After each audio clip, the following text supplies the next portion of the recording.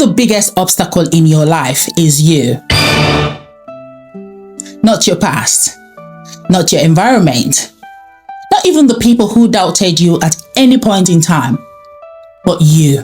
Oh no! Even Mike Tyson, one of the most dominant champions that the world has ever seen, openly admitted at some point that at the height of his success, he was his own worst enemy. So if someone that powerful can sabotage himself, what about the rest of us? In today's episode, we're breaking down the quiet ways that you might be blocking your own progress without even realizing it. And I'll walk you through 3 practical strategies to help you finally get out of your own way and move forward. Don't go anywhere, we're just getting started. I'll be right back with more. Nuggets of light, wisdom and grace, healing the heart in every space. Welcome back, and thanks for staying with me. Last week, I did promise that we were going to talk about self-sabotage, but not the loud, dramatic kind that people glamorize online. No, we're going to talk about the kind of self-sabotage that quietly slips into your routines, hides inside your confidence, and disguises itself in a way that makes you conclude, this is just how I am. The truth is, people love to blame circumstances. Oh, there's no money. Oh, I didn't have support. Oh, I don't get the opportunities that other people get. There is always a reason for their failures. But as I've grown over time, I've realized something uncomfortable. Some of the most painful setbacks in our lives don't come from the outside. They come from the patterns that we've been repeating over and over again for many years. Patterns that feel safe. Patterns that feel familiar. Patterns that feel like us, but are quietly working against us. Today, we're pulling the curtains back on those patterns. We're naming them, exposing them, and breaking them open. Not to embarrass you, but to free you. Because you cannot outgrow a version of yourself that you refuse to confront. And you cannot step into the next level while protecting the behaviors that keep you stuck. So let's talk about them. Let's talk about the subtle ways that you might be standing in your own way and what it actually looks like to step out of that cycle for good. As someone who's experienced the consequences of self-sabotage in the past, I'm pleased to share with you today 3 practical strategies that you can use to stop being the obstacle in your own life. Strategy 1. Break the procrastination loop. Yes. Guys, one of the most quietest forms of self-sabotage is procrastination. Not the dramatic kind, the everyday kind.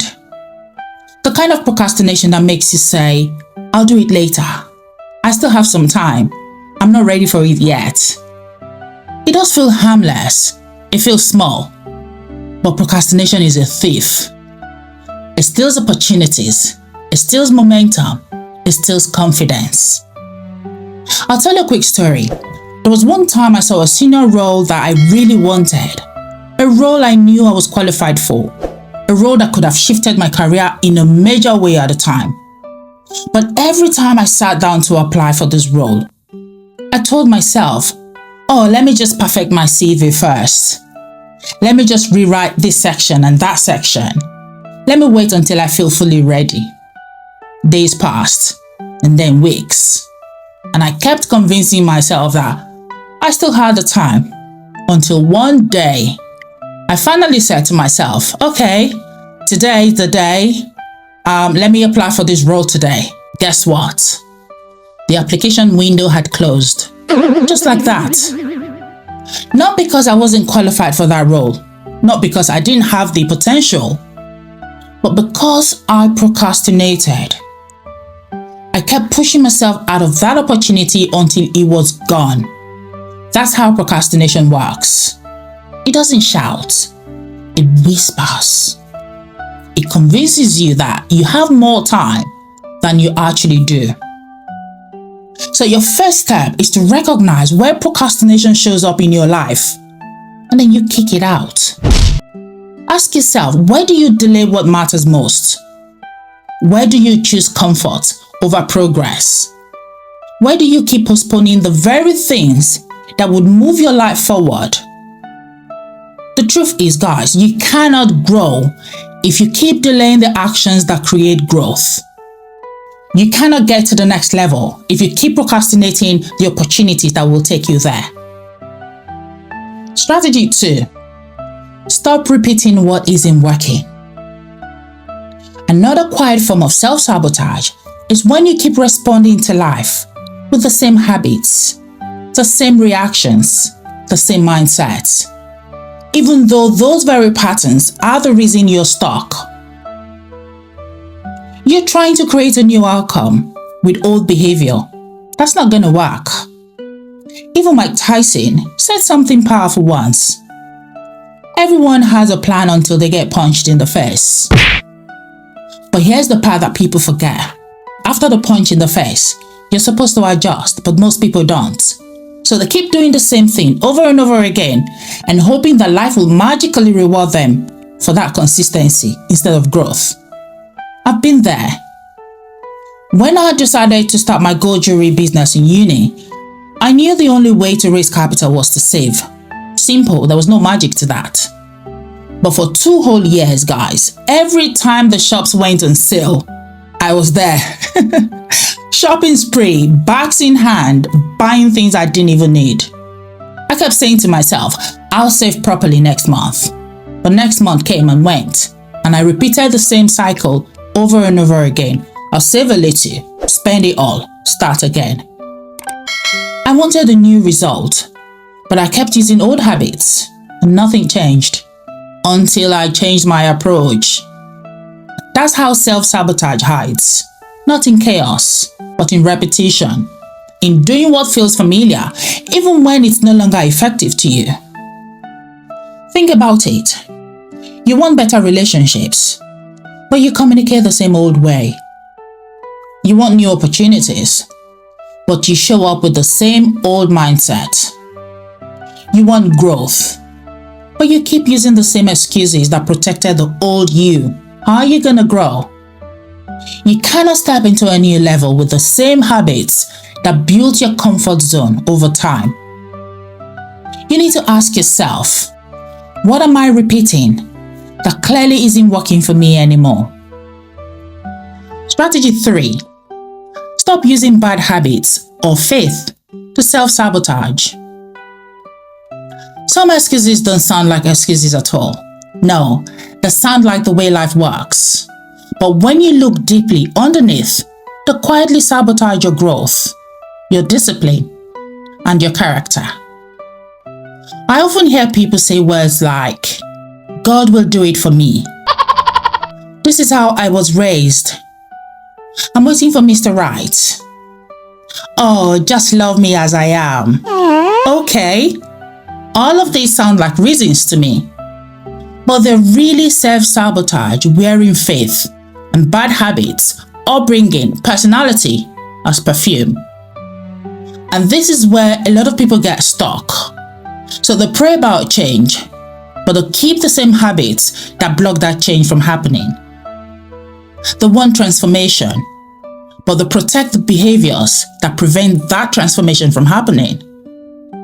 I'll tell a quick story about one of my aunties who she's so religious that she doesn't think she has a role to play in improving her own life.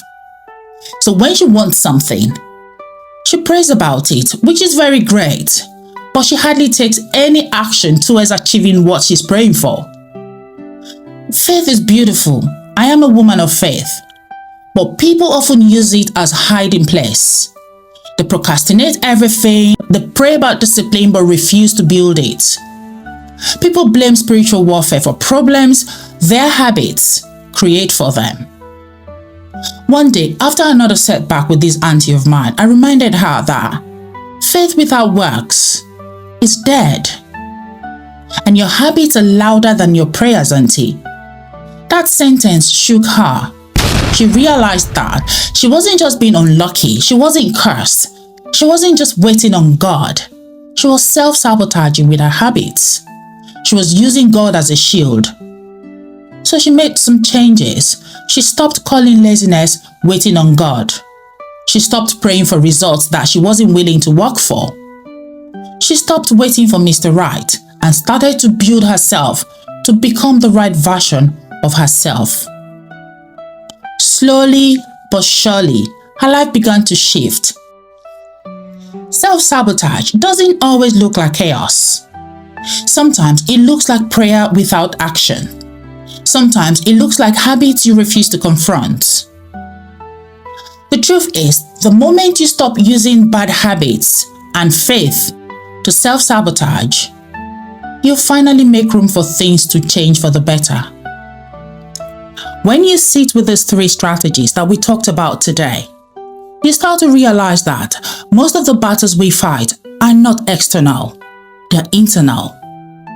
They're usually the quiet habits that we've normalized over the years.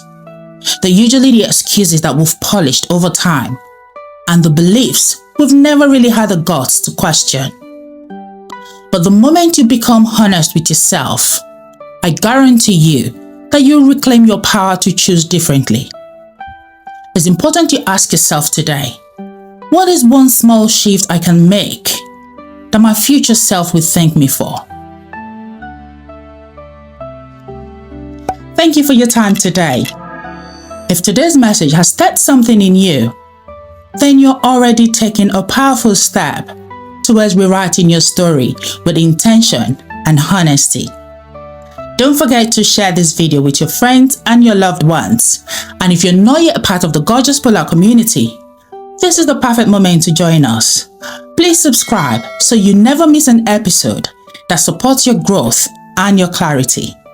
Till I come your way next time, stay gorgeous, and I'll see you in the next episode. Bye for now. In the storm, there's a voice that keeps us warm.